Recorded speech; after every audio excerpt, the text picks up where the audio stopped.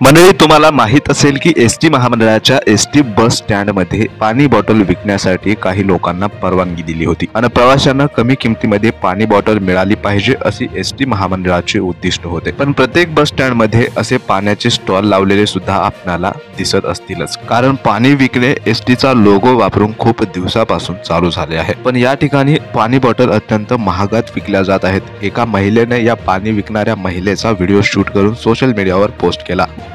दे ना इंटरव्ह्यू दे। का नाही 15 रुपयाची बाटली तू 20 रुपयाला का विकतेस? हां बरं चालतंय। तुझे बाप कुठे राहतो? तुमचं नाव काय मॅडम? झाटो आहे का? बघा या बाई आहेत, त्यांचा स्टॉल आहे आणि हा एसटी महामंडळ अंतर्गत आहे। आणि ही बाई आहे ना, हिचं बघा तोरा बघा, या बाईचा बोलायची पद्धत बघा। आणि 15 रुपयाची बॉटल 20 रुपयाला विकतात आणि तोरात बोलतात की घ्यायचं तर घ्या नाही तर निघा।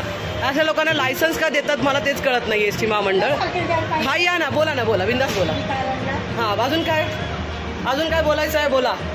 मॅडमना ॲटिट्यूड बघा किती आहे बोलायचा, किती बोला, बिंदास बोला, मला काही फरक नाही पडत, मी स्वतः ब्लॉगर आहे। हां का नाही, मी तुझ्यासाठी थांबले। हां बोल ना, मग अशी काय बोलत ती, बोल बोल ना, बोल ना।